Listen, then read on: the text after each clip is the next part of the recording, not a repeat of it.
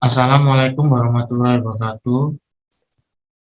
Perkenalkan, kami Grup A dari sesi C2 ingin menjelaskan praktikum mengenai pembuatan media dan penamaan jasa training. Sebelum kami mulai membahasnya, kami memperkenalkan diri masing-masing. Saya Siva R. Zulfikar, NPM 16 dari Angkatan 19 Paralel C, dan partner saya.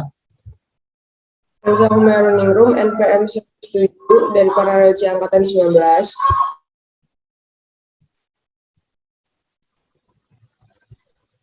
Nah, untuk yang pertama kita akan membahas tentang tujuan praktikum. Nah, tujuan praktikumnya ini yang pertama ada untuk mengetahui cara pembuatan media yang baik untuk penanaman jasa training, dan yang kedua ada untuk mengetahui nutrisi yang digunakan dalam pembuatan media dan penanaman jasa training, dan ketiga ada untuk mengetahui bentuk mikroskopis jasa training yang telah diterapkan pada suatu media.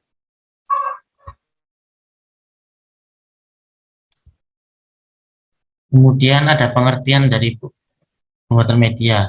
Nah, media pertumbuhan mikroorganisme adalah suatu bahan yang terdiri atas campuran atau nutrisi yang digunakan oleh suatu organisme untuk tumbuh dan berkembang. Jadi media tersebut ada nutrisinya, kemudian kita taruh suatu mikroorganisme di dalam media tersebut untuk tumbuh dan berkembang menggunakan nutrisi yang ada dalam media tersebut. Yang selanjutnya adalah perbedaan dari inokulasi serta inkubasi. Nah, inokulasi itu adalah penanaman bakteri atau pekerjaan memindahkan bakteri dari medium yang lama ke medium yang baru dengan tingkat ketelitian yang sangat tinggi. Nah, inokulasi ini dilakukan dalam kondisi aseptik, yakni kondisi di mana semua alat yang berhubungan dengan medium dan pekerjaan itu dijaga agar tetap steril. Ruang tempat penanaman bakteri itu harus bersih dan keadaannya harus steril agar tidak terjadi kesalahan dalam pengamatan atau percobaan. Lalu sedangkan untuk inkubasi itu merupakan proses dalam memelihara kultur mikroba dengan mempertahankan suhu tertentu agar bisa hidup dalam jangka waktu tertentu untuk melihat pertumbuhan dari bakteri tersebut. Nah, mikroorganisme yang ada di dalamnya itu tidak ditaruh sembarangan saja. Ada cara tersendiri yang dilakukan, yaitu diinokulasikan pada media padat atau cair agar pertumbuhannya bisa terlihat dengan jelas dan juga lancar juga.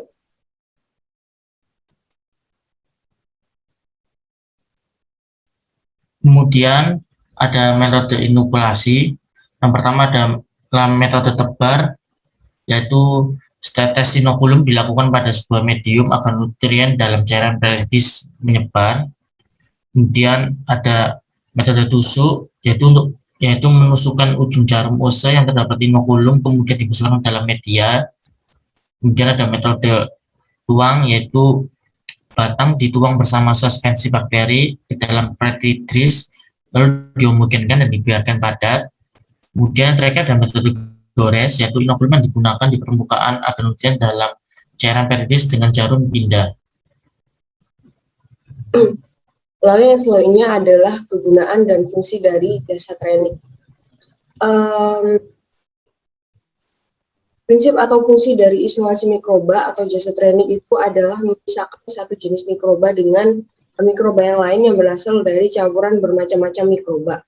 Nah, hal ini itu dapat dilakukan dengan menumbuhkannya dalam media padat. Sel-sel mikroba akan membentuk koloni yang tetap pada tempatnya. Nah, teknik isolasi itu suatu usaha untuk menemukan mikrobanya di luar dari lingkungan alamiahnya. Nah, tipe pemisahan mikroorganismenya itu dari lingkungan bertujuan untuk memperoleh biakan bakteri yang sudah tidak bercampur lagi dengan bakteri lainnya dan disebut dengan biakan murni.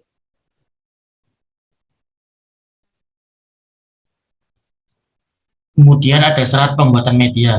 Yang pertama itu mengandung semua unsur hara yang diperlukan untuk pertumbuhan dan perkembangan mikroorganisme, seperti nutrisi dan lain-lainnya. Yang kedua, mempunyai tekanan atmosferik, tegangan permukaan, dan pH yang ideal dengan kebutuhan mikroba. Yang ketiga dan terakhir, yaitu media harus dalam keadaan steril sebelum ditanami mikroorganisme yang diinginkan.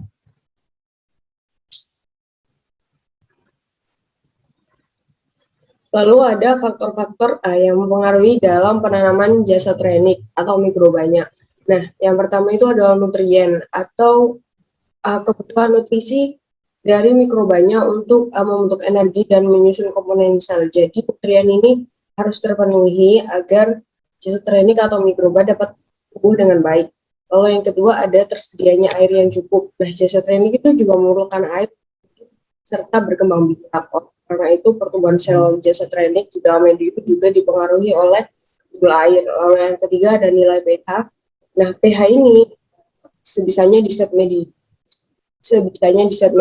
antara 3 sampai dengan 7,5 karena jasa trenik itu dalam kisaran pH segitu. Lalu yang keempat itu ada suhu. Nah, suhunya ini itu masing-masing jasa trenik itu mempunyai suhu yang berbeda. Ada yang hidup di suhu optimum, ada yang di suhu minimum, dan ada yang di suhu maksimum. Jadi kita harus menyesuaikan suhu dari lingkungan tempat hidup jasa treniknya. Lalu yang kelima atau yang terakhir adalah ketersediaan oksigen.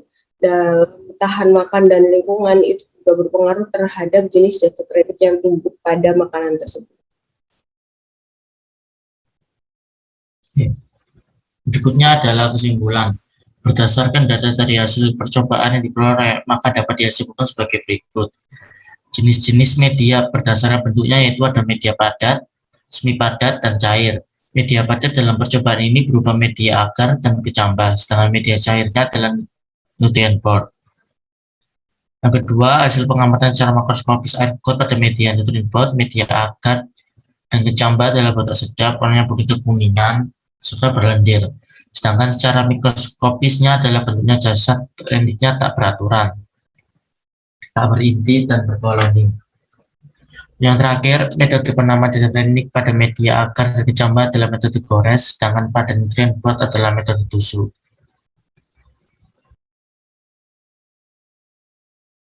Sekian pemaparan dan juga presentasi dari kelompok kami tentang pembuatan media dan juga penanaman jasa trenik. Apabila ada salah kata, mohon dimaafkan. Wassalamualaikum warahmatullahi wabarakatuh. Terima kasih.